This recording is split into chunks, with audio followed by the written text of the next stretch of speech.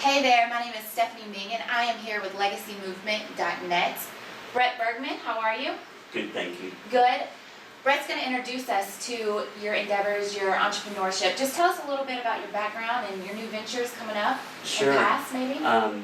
Briefly, my background in education was in marketing, not in high tech, and I went on to spend 25 years in high tech. So maybe myth number one to break is that you don't have to be a technical person to start a technical startup.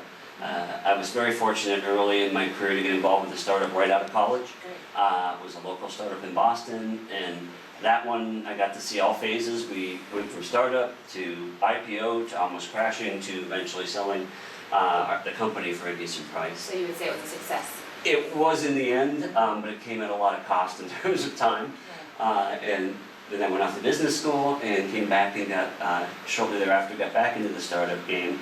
And very much landed at the right place at the right time. I was fortunate to get involved here in Atlanta with a company called Internet Security Systems, known as ISS. And that was an incredible ride. I joined them pre-IPO. Tom Noonan and Chris Klaus, both Georgia Tech alum, had already built the company to a nice level. It was during the absolute heydays of the NASDAQ, of the Internet, of technology in general. We went public in 1998 and went through a 3-year just meteoric rise. The biggest thing there was the timing was absolutely right. Chris and Tom were able to hang on and bootstrap long enough to get good investment right at the time the market was peaking, and we had the right product at the right time, and we were 2 or 3 steps ahead of the herd. So it was. So timing's everything. It is absolutely everything, and it's the one thing you really can't control. Right. So to me, one of the early lessons was, boy, if you can pick a market that you see the timing peaking versus one that's not, that may be more important than almost anything else. And I'll bridge back to that comment later. So was fortunate, right time at ISS, great product in a space that was clearly booming and with no end in sight.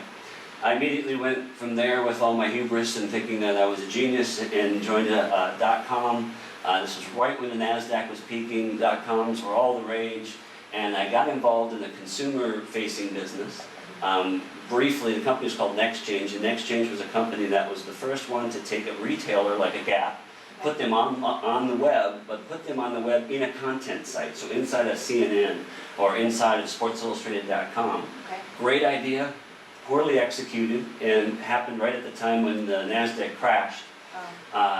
Learned a number of hard lessons there. One was, again, timing's everything. This one, the timing couldn't have been worse. Yeah. Second was, candidly, there's 2 things I could have done better. One was, it was clear as I got into this business, I'm not a consumer guy. The nuances of dealing with consumers was something I wasn't very good at. And therefore I couldn't provide as much value as I think I could have otherwise. I was a B2B guy, and that's what I stayed with. The second thing was, we had built a team that really viewed this as being, building a company was what it was all about. The culture, the fun, the foosball tables. Well, building a company anyone can do. Building a surviving business is very different. Don't get confused between building a real business and building a company. Absolutely. A company's like a frat. A business is a sustaining economic entity. Exactly. So I guess you're a member of the ATDC? Correct. And the ATDC, can you just tell us a little bit about that and your experience? Yeah, it's maybe the oldest, if not one of the oldest incubators in the country. And incubator simply being a facility that allows startups to develop and grow. Okay. And the ATDC I've been involved in a couple companies out of the ATDC. A company I recently spent a decade building came out of the ATDC. And incubators are something I've been involved with multiple times in my life. When they're done well, they can be an incredible place for meeting contacts for capital, market customers, etc. But the number one thing a good incubator does is foster the entrepreneurial spirit. Gives you a chance to bump into other executives, startup people who are going through something maybe just like you are. And particularly helpful in those grueling long times when it looks like you're not going to make it, to have a friendly ear, someone there to pick you up when you're down. You hear lots of good and bad about incubators. Some incubators are set up for the sole purpose, or the purpose becomes proliferating themselves. And usually you can see that by what fees they charge and what services they really offer. of the incubators, and I think the ATDC for the most part has been one that's set up to let its entrepreneurs and its companies flourish, while it remains more in the background. Right. And So we do you suggest entrepreneurs go to these incubators if you had to narrow it down? Is it more of a Yeah, positive I thing? would say yes, great question. Yes, and there's no harm in going, then feel it out. See if it is what you need, and just be clear about asking about what it is it provides and doesn't You provide. can't lose, basically. I don't, not by going and checking it out, Right. I really don't think so. Right. Like anything in life, you kind of get out of it what you put into. Absolutely, I agree with that. And maybe you'll meet people along the way that are interested in Very doing what true. you're Very doing true. and get Yeah. a good team. That's right. Is having a good team important, having the right people around you? Great question. I'm gonna say something a little, perhaps controversial at first. It is, but it's not the most important thing. If I define team in my way, getting your investors correct first is more critical. If you pick the wrong investor, you can't get rid of them, or it's almost impossible to, and they really end up getting most, if not all, the control of the company. Right. If I have the wrong head of sales or the wrong CTO, it doesn't work out, you let them go. Right. It's not pleasant, but An it's investor easily done. is glued. Investors glued to you, exactly right. So I really try to preach to the folks that I mentor, spend your time doing the due diligence on the investors as much as your own team.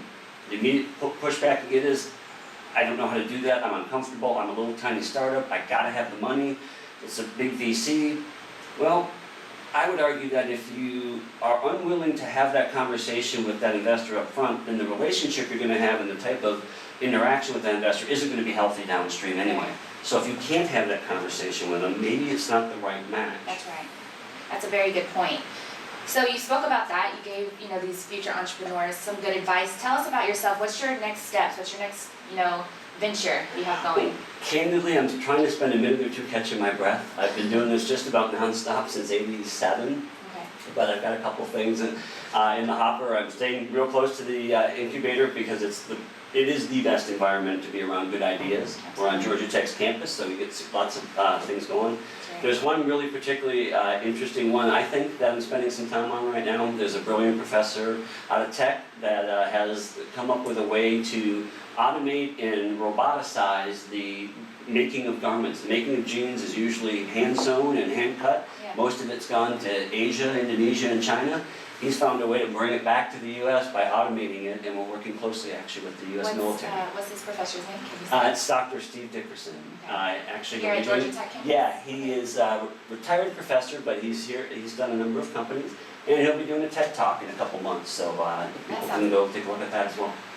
A fashion guru myself. That sounds very interesting. Yeah, it really is. It's cool. If anybody wants to reach out to you and help, what can they do right now? With the company with this most recent venture, Sure. that's a great question. Probably the number one thing is we are looking for people with a deep knowledge base of the apparel industry. Candidly, I don't have one. And someone who understands the supply chain and kind of how how garments get put together. If they would reach out and just drop me an email, that would be a huge start. We're looking for experts, as we always do at the early stage of the company. Surround yourself with people who know more than you do. Okay. So we're looking for people who know the supply chain and the garment trade. Perfect. So we'll attach your email to the link today. That would be great. And thank you so much, Bret. Your information is very valuable, I think, will be to the people, and I hope so. I know I appreciate it. Thank you for your time. Thank you. Nice to meet you. Thank you, guys. Again, I'm Stephanie, and you can go to thelegacymovement.net for more information.